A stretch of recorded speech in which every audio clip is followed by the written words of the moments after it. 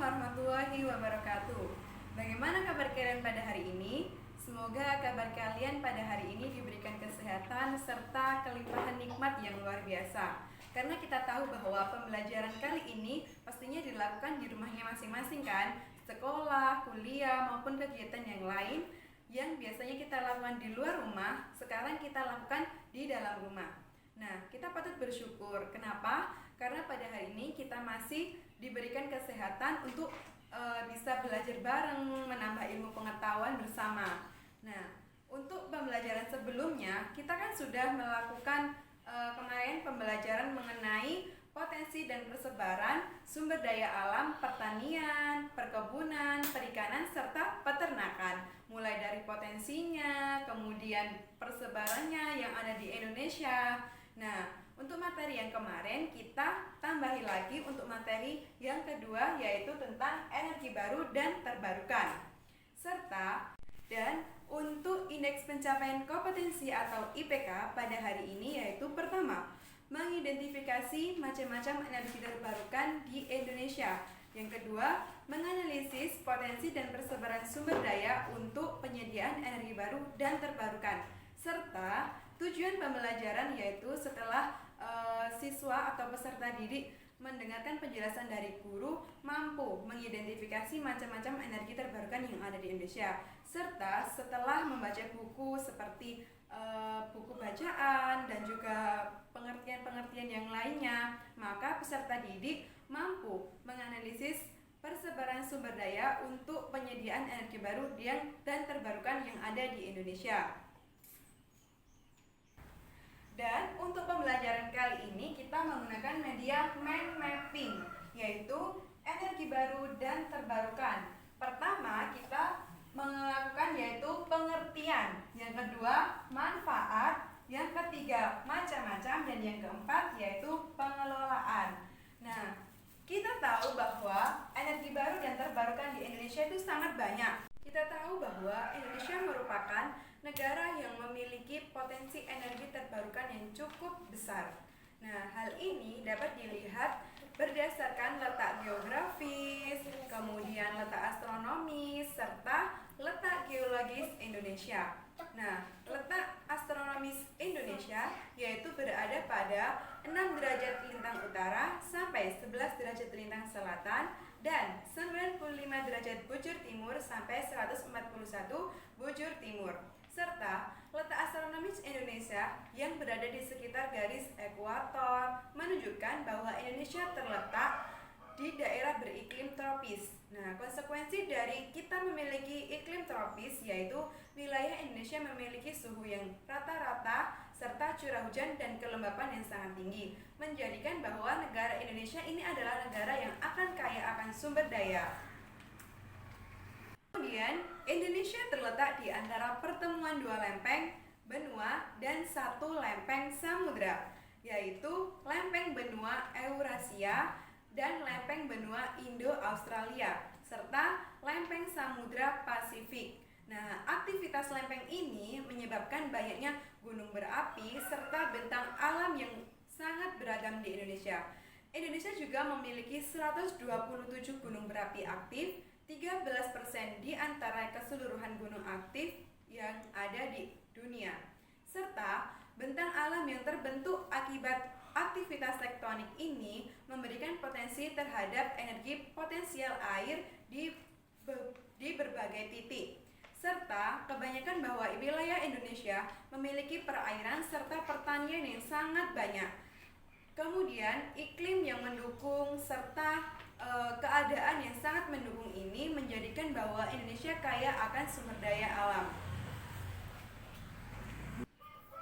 Selain itu, kita tahu bahwa lokasi atau letak Indonesia ini terletak di antara garis khatulistiwa yang menyebabkan bahwa intensitas cahaya matahari yang diterima hampir merata pada sepanjang tahun, serta besaran radiasi penyinarannya 3 hingga 5 jam per harinya. Nah, kondisi ini yang membuat bahwa Indonesia juga memiliki potensi untuk mengembangkan pembangkit energi tenaga surya. Nah, energi-energi seperti yang dijelaskan tadi dapat kita kembangkan untuk menjadi sebuah energi yang kita manfaatkan untuk kehidupan sehari-hari. Sebanyak 75% wilayah Indonesia merupakan wilayah perairan.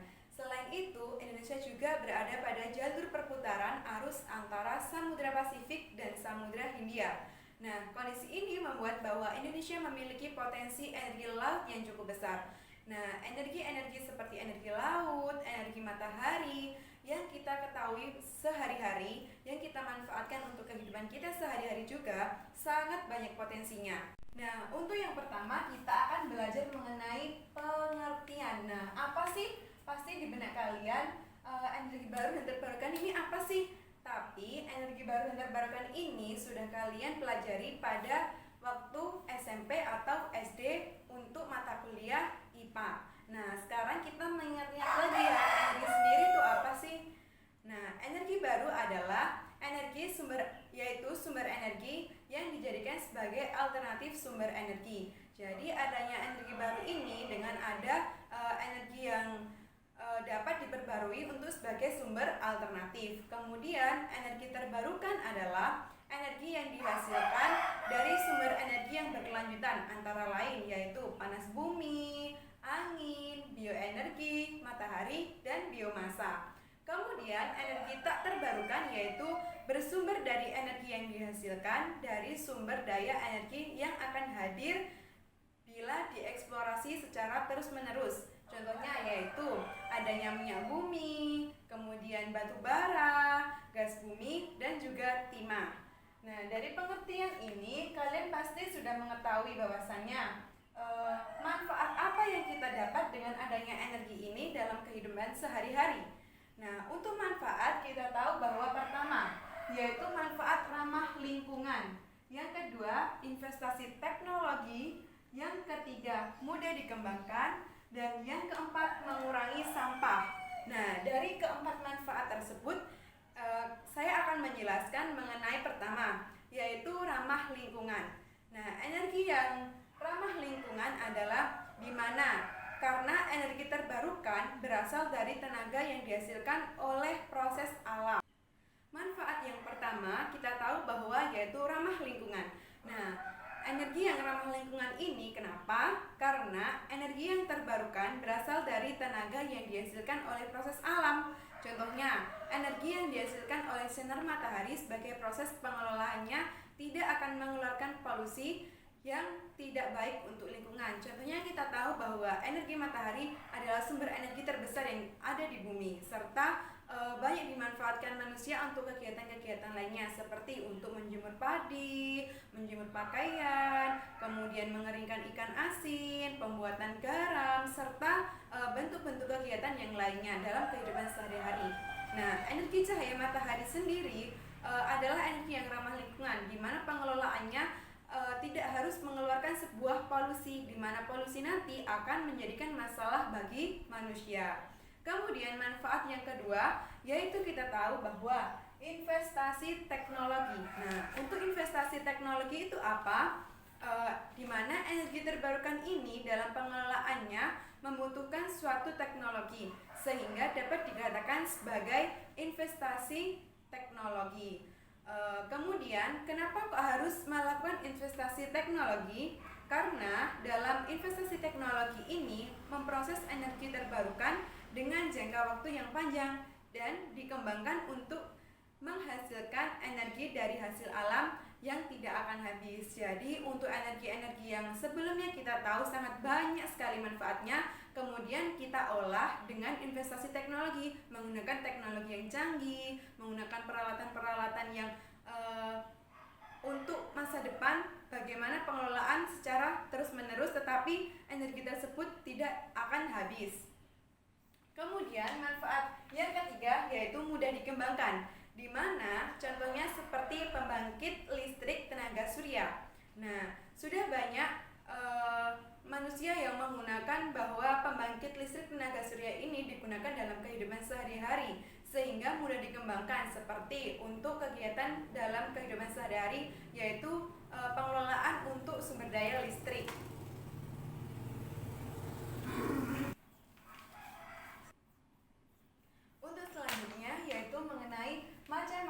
energi baru dan terbarukan. Yang pertama adalah energi panas bumi. Nah, energi panas bumi merupakan energi panas yang berasal dari magma, berada di bawah permukaan bumi dan pada umumnya berasosiasi dengan gunung berapi.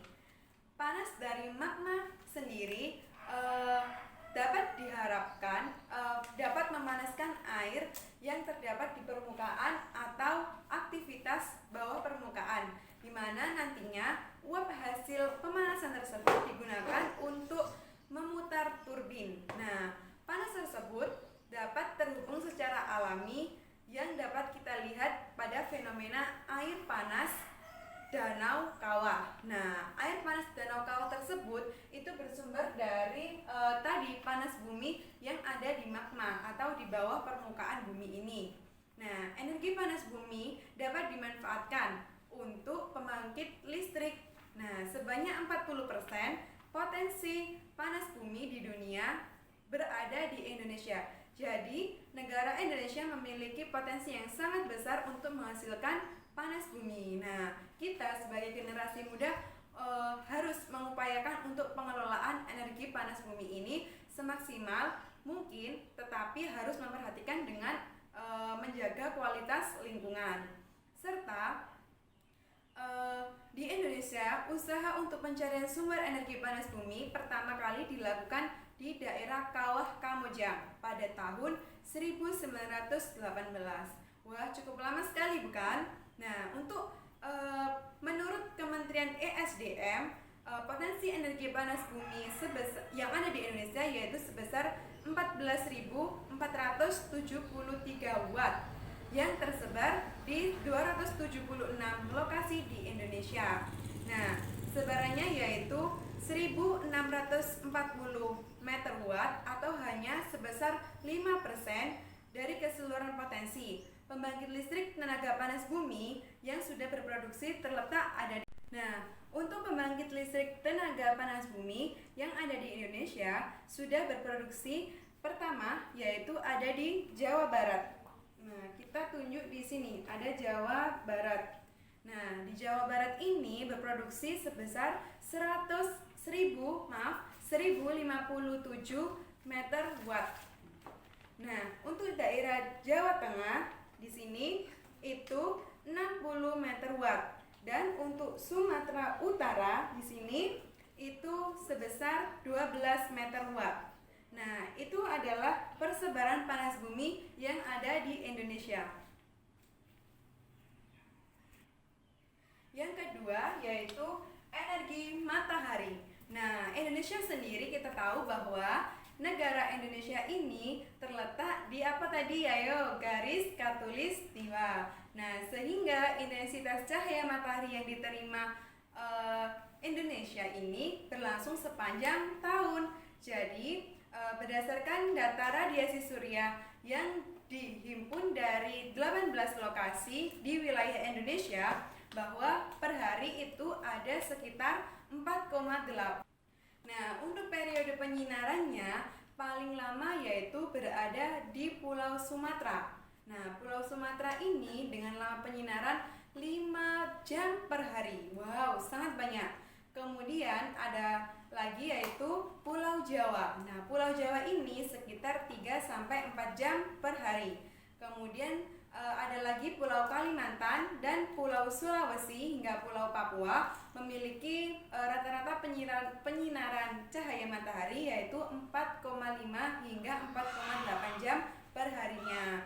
Wah, dari pulau-pulau tersebut kita tahu bahwa setiap penyinarannya itu memiliki intensitas yang berbeda-beda, di mana dari satu pulau dengan pulau lainnya, dan yang paling besar tadi yaitu Pulau Sumatera. Betul sekali. Potensi matahari sebagai sumber energi dapat dibedakan menjadi dua, yaitu berdasarkan teknologi penerapannya. Yang pertama yaitu energi surya termal.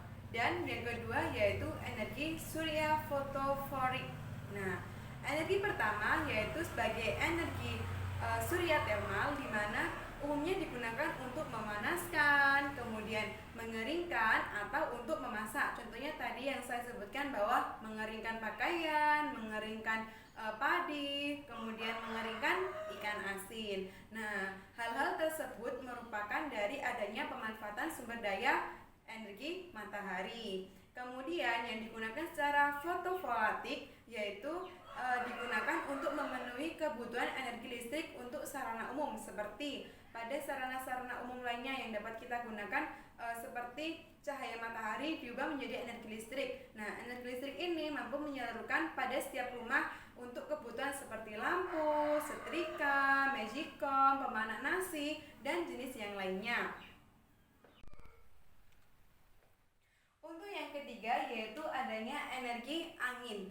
Nah, kita tahu bahwa Indonesia memiliki iklim tadi selain iklim tropis yaitu iklim monsun. Nah, iklim ini yaitu memiliki angin yang bertiup sepanjang tahun, di mana angin ini dengan kecepatan yang dapat berpotensi untuk digunakan sebagai pembangkit listrik tenaga angin atau tenaga bayu atau PLTB.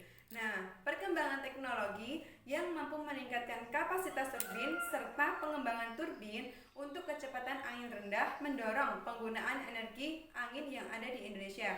Jadi untuk angin yang memiliki kekuatan yang sangat tinggi digunakan untuk pembangkit listrik tenaga bayu atau angin. Nah, dari adanya tenaga angin kemudian diubah menjadi energi listrik nantinya juga berguna untuk kebutuhan masyarakat dalam kehidupan sehari-hari. Nah, pengembangan teknologi yang ada di Indonesia, adapun pengembangan teknologi angin di Indonesia mengalami beberapa hambatan. Di antaranya satu, yaitu rendahnya distribusi kecepatan angin yang ada di Indonesia, di mana daerah di Indonesia rata-rata hanya memiliki angin dengan kecepatan 2,5 atau 6 meter per detik. Nah, itu merupakan kondisi di mana angin tersebut berhembus sangat rendah. Kemudian berdasarkan fluktuasi kecepatan angin di Indonesia. Jadi tidak semua daerah atau wilayah di Indonesia ini memiliki kecepatan angin yang sama. Ada beberapa wilayah yang memiliki kecepatan angin rendah ataupun wilayah yang memiliki kecepatan angin yang sangat tinggi. Nah, untuk potensi. Nah, kita tahu bahwa di sini di peta bahwa wilayah Indonesia sebagian besar adalah wilayah perairan, di mana perairan ini sangat didukung dengan adanya energi angin.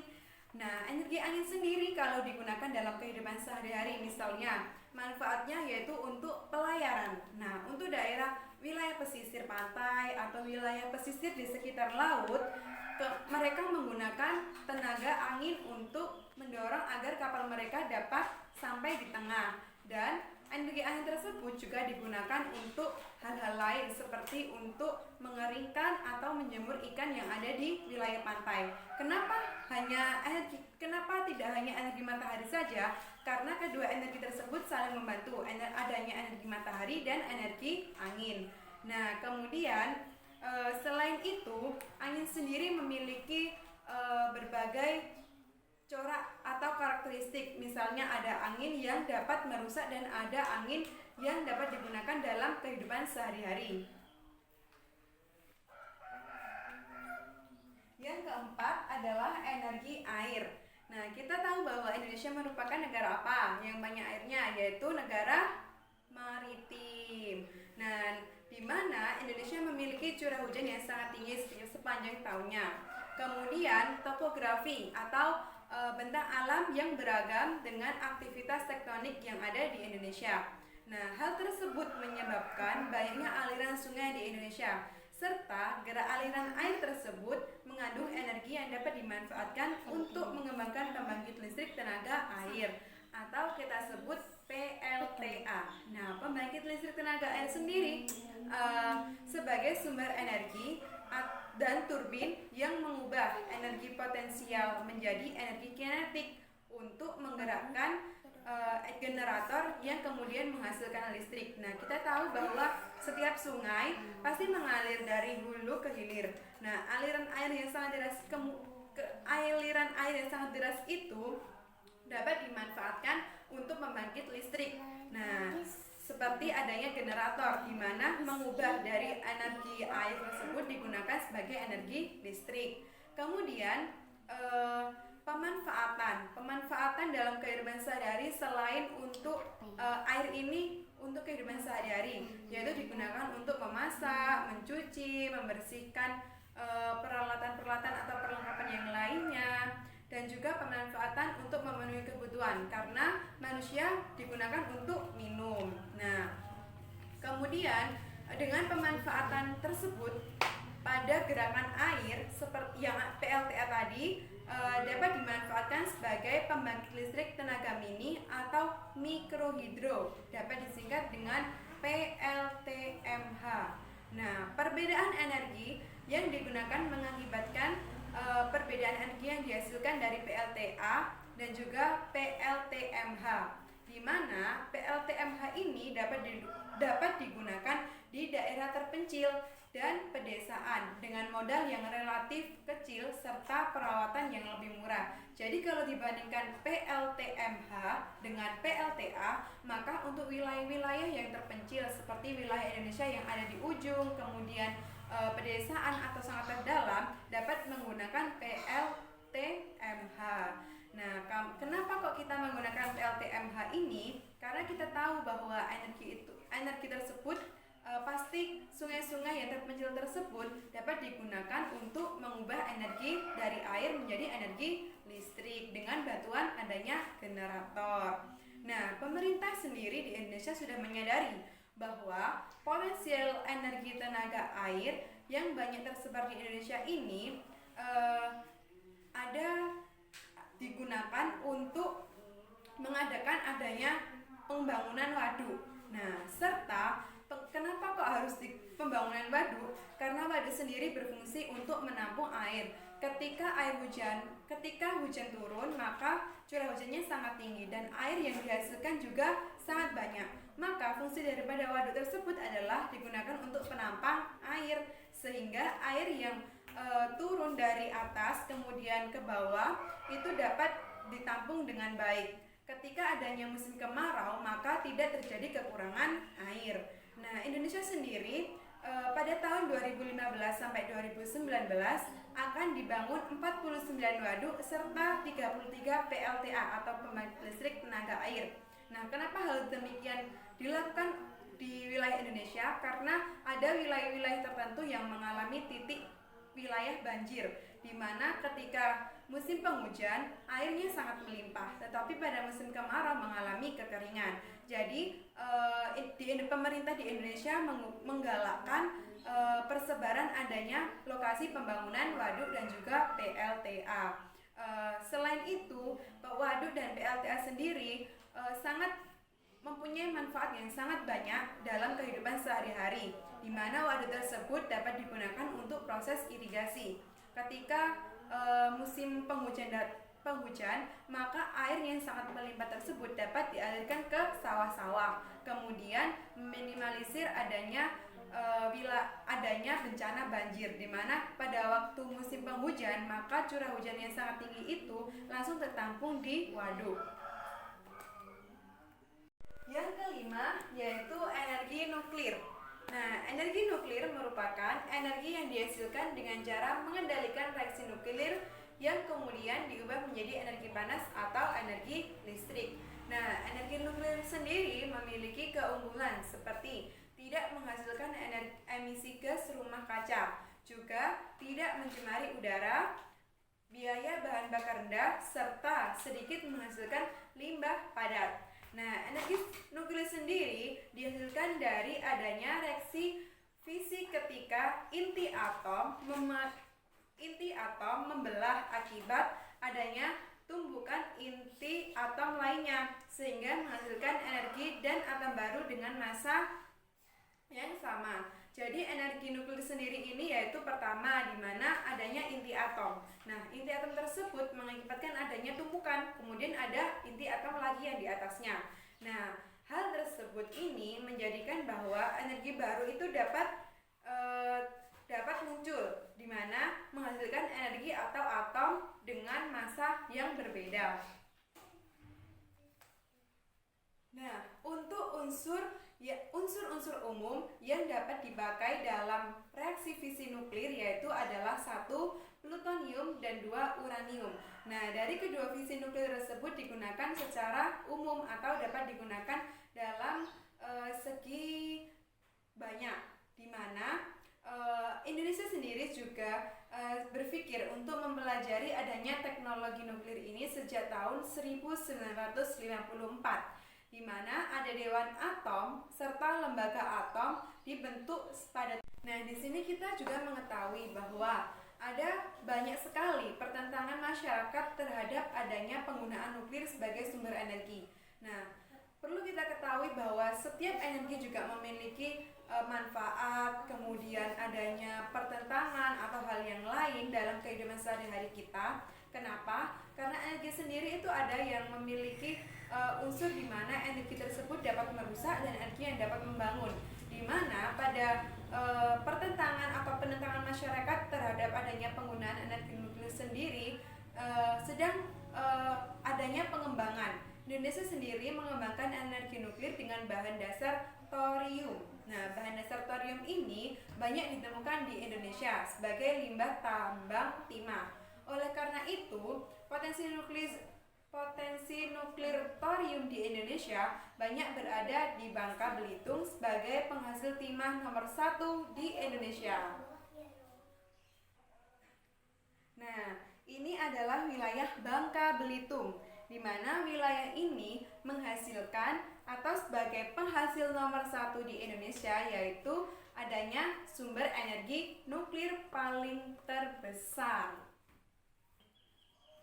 Yang keenam yaitu adalah energi biomasa. Nah, biomasa sendiri dihasilkan dari produk makhluk hidup yang disebut dengan adanya bioenergi. Nah, produk makhluk hidup tersebut dinamakan biomasa. Biomasa sendiri adalah hasil proses fotosintesis, baik produk primer maupun produk buangan. Nah, apa sih produk primer itu? Produk primer adalah seperti adanya tanaman pohon, kemudian rumput. Nah, itu termasuk adalah produk primer. Kemudian adanya buangan atau produk buangan antara lain yaitu limbah pertanian, kotoran ternak, dan limbah biomasa lainnya. Nah, dari kedua bahan tersebut adanya bahan primer dan juga buangan dapat digunakan sebagai energi biomasa. Selain sifatnya yang dapat diperbaharui, produk biomasa yang umumnya digunakan sebagai bioenergi adalah produk buangan yang tidak punya nilai ekonomis. Nah, oleh karena itu, penggunaan biomasa sendiri sebagai bioenergi memberi nilai tambah untuk limbah dan juga mengurangi limbah yang dibuang. Jadi energi biomasa sendiri memiliki nilai yang sangat ekonomis, di mana juga untuk lingkungan tidak mencemari limbah, melainkan malah memperbaiki kondisi lingkungan untuk menjadi lebih baik. Nah, untuk penggunaan biomasa yang paling mudah dengan mengubah menjadi briket atau bioarang yang umumnya dibakar untuk memasak atau menghangatkan badan. Nah, produk biomasa yang dikembangkan sebagai sumber energi secara luas antara lain yaitu adanya biodiesel, kemudian biotermal, serta biogas. Nah, ada jenis-jenis energi dari biomasa yang saya sebutkan tadi ada 3 ya. Yang pertama yaitu adanya biogas. Nah, biogas sendiri ini untuk membangkitkan listrik. Sistem gasifikasi pada suhu tinggi mengubah biomasa menjadi bahan bakar gas. Kemudian yang kedua yaitu biodiesel. Nah, biodiesel ini sebagai pengganti minyak solar atau minyak diesel industri. Yang ketiga yaitu bioetanol. Bioetanol sendiri sebagai bahan bakar kendaraan mesin bensin, terutama dalam bentuk gaskol, yaitu campuran etanol kering atau absolut dengan adanya bensin. Kita tahu bahwa Indonesia memiliki lahan hutan yang luas serta memiliki iklim yang mendukung untuk pertumbuhan tanaman yang ada di Indonesia, sehingga potensi untuk adanya bioenergi yang cukup besar. Nah, adanya potensi tersebut maka dimanfaatkan biomasa tersebut dipusatkan sebagai gardu listrik, sehingga listrik yang dihasilkan dapat digunakan atau disalurkan dari berbagai penjuru atau wilayah yang ada di Indonesia. Nah, adapun beberapa pembangkit listrik biomasa atau atau PLTBM, di mana pembangkit listrik tenaga biomasa. Betul. Nah, PLTBM ini sudah banyak tersebar di wilayah Indonesia. Yang pertama adalah di wilayah Pulau Sumatera. Nah, di sini Pulau Sumatera ini sudah melakukan pemanfaatan untuk adanya bioenergi atau biomasa. Nah, selain Pulau Sumatera ada lagi Riau, di Riau. Nah, Kepulauan Riau. Nah, di sini juga dimanfaatkan. Kemudian ada lagi yaitu Belitung atau Bangka Belitung. Kemudian ada lagi di Kalimantan. Kemudian ada di Kalimantan Barat, kemudian di Kalimantan Tengah, serta ada di Kalimantan Selatan. Nah, pada saat ini produk biomasa di Indonesia berhasil dari limbah buangan seperti limbah kelapa sawit, kemudian sabut kelapa, serta serat kayu. Nah, kenapa hal tersebut sangat mendominasi di wilayah Indonesia? Karena kita tahu sendiri bahwa produk-produk seperti adanya kelapa sawit itu sangat banyak di Indonesia, sehingga limbah yang dihasilkan juga akan sangat banyak dan dimanfaatkan untuk biomasa. Yang ketujuh atau yang paling terakhir yaitu adalah hidrogen. Nah, hidrogen adalah gas yang paling mudah terbakar dan merupakan unsur kimia yang paling ringan atau dapat disingkat dengan H2. Nah, selain itu, keberadaan hidrogen sendiri di alam ini sangat banyak. Hidrogen dapat digunakan sebagai pembangkit energi listrik dengan bantuan adanya perangkat elektrokimia, di mana elektrokimia ini mengubah energi listrik dengan bantuan energi kimia menjadi energi listrik. Nah, perangkat tersebut dapat disebut dengan fuel cell.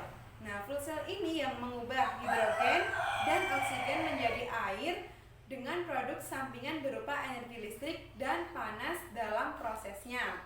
Nah, dengan demikian maka fuel cell ini memiliki potensi untuk mengganti mesin mesin ini untuk pembakaran internal di kendaraan dan sebagai energi portable untuk terus-menerus menghasilkan energi listrik. Nah, meskipun tersedia sangat banyak di alam, diperlukan suatu proses lain untuk memisahkan molekul hidrogen dari molekul-molekul yang lainnya. Maka hal tersebut hidrogen ini tidak langsung digunakan untuk pengubahan energi yang lainnya. Tetapi hal itu karena sel hidrogen sendiri terbakar dengan seumpama sehingga merupakan salah satu sumber energi yang bersih dan bebas polusi. Nah, walau begitu, masih diperlukan lagi studi lanjut untuk menghasilkan sel hidrogen dengan harga yang sangat ekonomis. Nah, untuk pengelolaan energi baru dan terbarukan, yang pertama yaitu ketersediaan energi, yang kedua prioritas pengembangan energi, yang ketiga pemanfaatan energi, dan yang keempat yaitu cadangan energi nasional. Untuk yang pertama atau ketersediaan energi yaitu meningkatkan eksplorasi sumber daya. Yang kedua, mengurangi ekspor energi fosil. Yang ketiga, memastikan terjaminnya daya dukung lingkungan. Jadi, dalam ketersediaan energi ini, kita harus mengelola energi ini dengan baik, di mana diiringi dengan adanya daya dukung lingkungan. Ketika kita menggunakan suatu energi dengan berlebihan, tidak memperhatikan lingkungan, maka apa yang akan terjadi? Maka kerusakan yang akan terjadi secara berkelanjutan, tidak hanya di generasi kita, tapi generasi yang selanjutnya. Nah, untuk itu maka pemanfaatan energi sangat penting sekali untuk memperhatikan unsur lingkungan.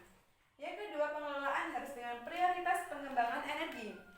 Yang pertama, memprioritaskan penyediaan energi dan meminimalkan penggunaan minyak bumi. Mengapa kok harus memprioritaskan penyediaan energi? Karena kita tahu bahwa sumber energi yang ada di bumi ini sangat banyak kita gunakan untuk kehidupan kita sehari-hari. Bayangkan bagaimana jika tidak ada energi yang ada di bumi ini, maka manusia juga tidak akan hidup dengan kesempurnaannya. Dengan itu maka prioritas pengembangan energi ini harus dengan pemanfaatan energi tersebut digunakan dengan sebaik-baiknya. Kemudian meminimalkan penggunaan minyak bumi, karena minyak bumi sendiri juga tersedia sangat banyak, tetapi pemanfaatannya harus diimbangi dengan lingkungan. Kemudian pemanfaatan energi. Nah, pemanfaatan energi sendiri yaitu pemanfaatan sumber energi gas bumi dan jenis bahan bakar nabati harus dimanfaatkan dengan baik. Kemudian cadangan energi nasional, yaitu cadangan strategis, cadangan penyangga energi, dan cadangan opsional. Nah, apa itu cadangan strategis? Nah, dalam cadangan energi nasional ini ada 3 kan, cadangan strategis, penyangga energi, dan operasional. Yang pertama adalah cadangan strategis. Nah, cadangan strategis adalah cadangan energi untuk masa depan. Jadi kita menggunakan energi pada pengelolaan energi pada saat ini, kita juga harus memperhatikan pengelolaan energi untuk masa depan. Jangan sampai kita mengelola atau menguras habis-habisan sekarang, tetapi di masa depan kita tidak menemukan energi tersebut.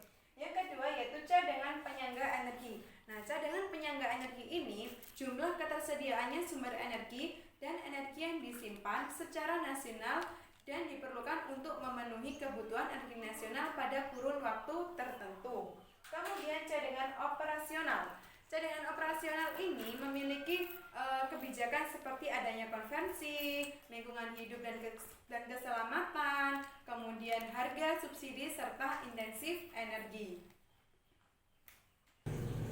Untuk kesimpulan pada materi pada hari ini, kita tahu bahwa yang bab energi baru dan terbarukan, bahwa setiap energi yang ada di muka bumi ini jumlahnya sangat banyak dan kita kelola dengan adanya daya dukung lingkungan. Maka untuk pengelolaan energi yang ada di sekitar kita gunakan dengan sebaik-baiknya, kemudian kita rawat dan pelestarian untuk energi itu sendiri. Serta untuk tugasnya jangan lupa terus dibaca materi-materi yang akan dipelajari selanjutnya, serta dapat dipelajari bagaimana persebaran macam-macam energi baru dan terbarukan yang ada di Indonesia. Serta saya pamit undur diri. Semoga pembelajaran pada hari ini dapat diambil hikmah dan juga manfaatnya serta memberikan berkah untuk kita semua. Terima kasih. Wassalamualaikum warahmatullahi wabarakatuh.